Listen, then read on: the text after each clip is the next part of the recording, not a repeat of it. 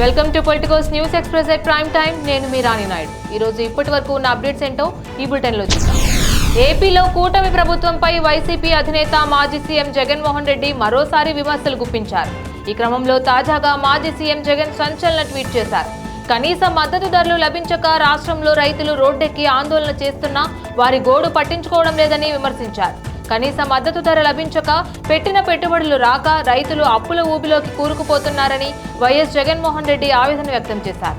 రైతుల గోడు పట్టించుకోకుండా సీఎం చంద్రబాబు, మంత్రులు, యంత్రాంగం కనీసం వారి వైపు కన్నెత్తి కూడా చూడకపోవడం ధర్మమేనా అంటూ వైఎస్ జగన్ నిలదీశారు. ఆంధ్రప్రదేశ్ రాజధాని అమరావతి నిర్మాణానికి నిధుల విషయంలో ప్రధానమంత్రి నరేంద్ర మోదీ అలాగే ముఖ్యమంత్రి చంద్రబాబు వైఖరిపై ఏపీసీసీ అధ్యక్షురాలు వైఎస్ షర్మిల తీవ్ర స్థాయిలో విమర్శలు గుప్పించారు. విభజన చట్టం ప్రకారం రాజధాని నిర్మాణ బాధ్యత పూర్తిగా కేంద్రానిదే అయినప్పటికీ ప్రధాని మోదీ హామీలు నెరవేర్చడంలో విఫలమయ్యారని ఆమె ఆరోపించారు.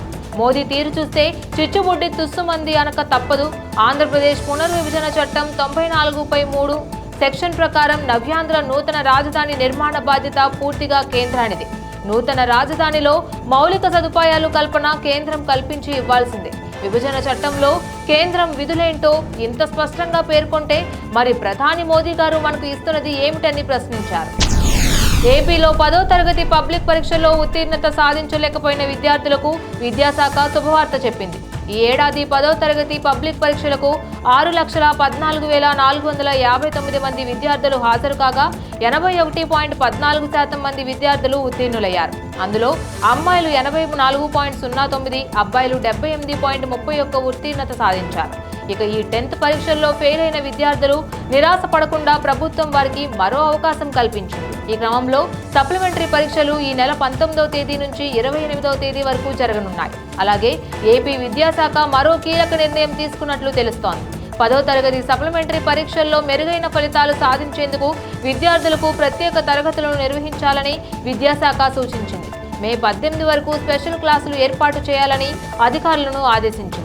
కోచింగ్ సెంటర్లను మండల కేంద్రాల్లో ఏర్పాటు చేయాలని, సాధ్యపడకపోతే స్కూళ్లలోనే నిర్వహించాలని విద్యాశాఖ ఆదేశాలు జారీ చేసింది. కేంద్రం కులగణన ప్రకటన ముమ్మాటికి తెలంగాణ సర్కారు విజయమేనని డిప్యూటీ సీఎం మల్లు భట్టి విక్రమార్క అన్నారు. ఇవాళ ఆయన ఖమ్మం జిల్లా ముదిగొండ మండల పరిధిలోని మల్లన్నపాలెం గ్రామంలోని రామలింగేశ్వర స్వామి దేవస్థానం పునర్నిర్మాణ అభివృద్ధి పనులకు శంకుస్థాపన చేశారు. అనంతరం మీడియాతో మాట్లాడుతూ తెలంగాణలో కులగణన చేసి దేశానికి రోల్ మోడల్ గా నిలిచామని అన్నారు. ప్రభుత్వం నిర్ణయాల్లో కులగణనను పరిగణలోకి తీసుకుంటామని తెలిపారు. కులగణన సర్వే ఫలితాలను ప్రజల్లోకి తీసుకువెళ్లాలని పార్టీ శ్రేణులకు పిలుపునిచ్చారు. ప్రభుత్వ భూమి కబ్జాకు గురైతే అధికారులకు సమాచారం ఇవ్వాలని మంత్రి పొన్నం ప్రభాకర్ అన్నారు.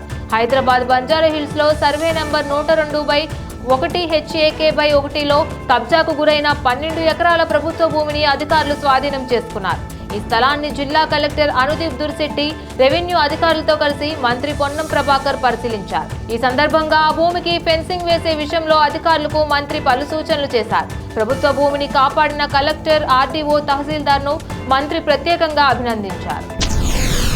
తెలంగాణ టు ఛత్తీస్గఢ్ రాష్ట్రాల సరిహద్దుల్లో ఉన్న కర్రెగుట్టలో కేంద్ర బలగాలు చేపడుతున్న కూంబింగ్ నిర్విరామంగా కొనసాగుతూనే ఉంది. ఈ నేపథ్యంలోనే చీమలు కూడా దూరని చిట్టడవిలో మావోయిస్టులు అమర్చిన మందు పాత్రలు, ఐఈడీ బాంబులను ఐడెంటిఫై చేశాక వాటిని నిర్వీర్యం చేస్తూ భద్రతా దళాలు ముందుకు సాగుతున్నాయి.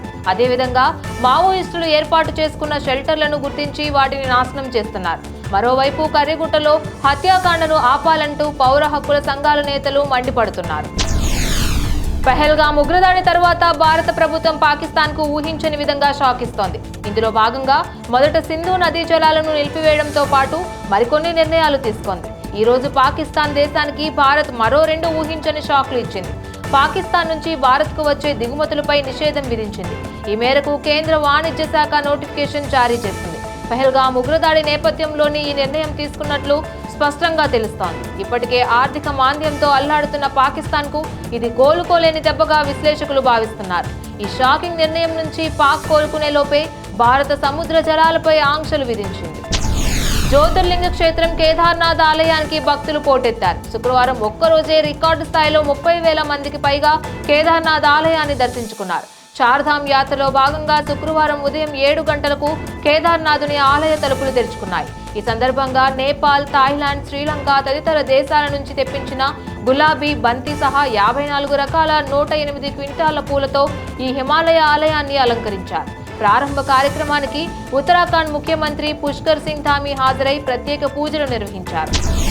పహల్గాంలో జరిగిన ఉగ్రదాడి నేపథ్యంలో కేంద్ర ప్రభుత్వం ఇప్పటికే పాకిస్తాన్కి వ్యతిరేకంగా కఠిన నిర్ణయాలు తీసుకున్న విషయం తెలిసిందే. ఈ మేరకు భారత్లో ఉన్న పాక్ పౌరులు వెంటనే దేశం విడిచి వెళ్లిపోవాలని భారత విదేశాంగ శాఖ స్పష్టమైన ఆదేశాలు జారీ చేసింది. అదేవిధంగా పాకిస్తాన్తో 1960లో కుదిరిన సింధు నదీ జలాల ఒప్పందాన్ని తాత్కాలికంగా నిలిపివేస్తున్నట్లుగా ప్రకటించింది. సీమాంతర ఉగ్రవాదానికి పాక్ ఎప్పుడైతే మద్దతు ఇవ్వడాన్ని నిలిపివేస్తుందో అప్పటి వరకు ఈ తాత్కాలిక నిషేధం అమల్లో ఉంటుందని పేర్కొంది.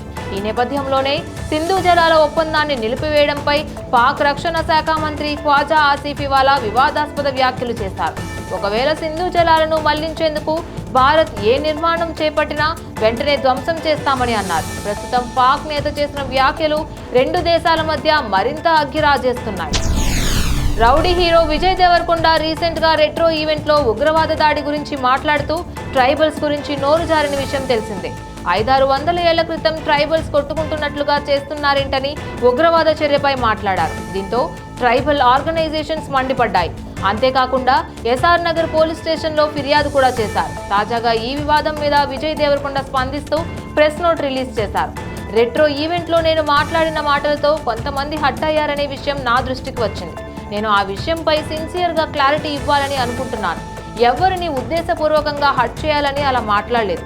మన దేశ సమగ్రతలో భాగమైన ఎంతో ప్రత్యేకమైన గిరిజన తెగల్ని కించపరచాలని నా ఉద్దేశం కాదు. నేను ఆ రోజు మన దేశం గురించి, మన దేశ ఐక్యత గురించి, మనం ఎలా ముందుకు సాగాలి అన్న దాని గురించి మాత్రమే మాట్లాడాను. ట్రైబ్ అనే పదాన్ని నేను వేరే సెన్స్లో వాడాను.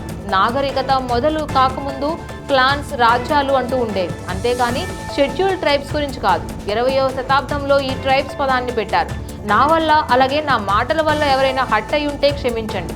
శాంతి గురించి, అభివృద్ధి గురించి, అలాగే ఐక్యత గురించి మాత్రమే నేను మాట్లాడాను. డివైడ్ చేయాలనేది నా ఉద్దేశం ఎప్పటికీ కానే కాదు. ఐకమత్యం కోసమే నేను మాట్లాడాను అని ఓ నోట్ రిలీజ్ చేశారు. ఐపీఎల్ 2025లో భాగంగా ఈ రోజు చెన్నై సూపర్ కింగ్స్ అలాగే రాయల్ ఛాలెంజర్స్ బెంగళూరు జట్ల మధ్య 52వ మ్యాచ్ జరగనుంది. కాగా ఈ మ్యాచ్ బెంగళూరులోని చిన్నస్వామి స్టేడియంలో రాత్రి 7:30 ప్రారంభం కానుంది. ఇది 2025తో పాటు ఐపీఎల్లో ధోని అలాగే కోహ్లీల మధ్య చివరి మ్యాచ్గా తెలుస్తోంది. ఎంఎస్ ధోని ఇప్పటికే రిటైర్మెంట్ ప్రకటించి అన్క్యాప్ ప్లేయర్గా ఐపీఎల్ ఆడుతున్నారు. దీంతో ఈ సీజన్ తర్వాత అతను ఐపీఎల్ మ్యాచ్లకు దూరం అవుతారని వార్తలు వస్తున్నాయి. అలాగే విరాట్ కోహ్లీ సైతం ఈ సీజన్లో కప్ కొడితే ఐపీఎల్ నుంచి అధికారికంగా చెప్పుకునే అవకాశం ఉన్నట్లు తెలుస్తోంది. ప్రముఖ టెక్ దిగ్గజ సంస్థ మైక్రోసాఫ్ట్ కు చెందిన వీడియో కాలింగ్ ప్లాట్ఫామ్ స్కైప్ సేవలకు శాశ్వతంగా నిలిచిపోతున్నాయి.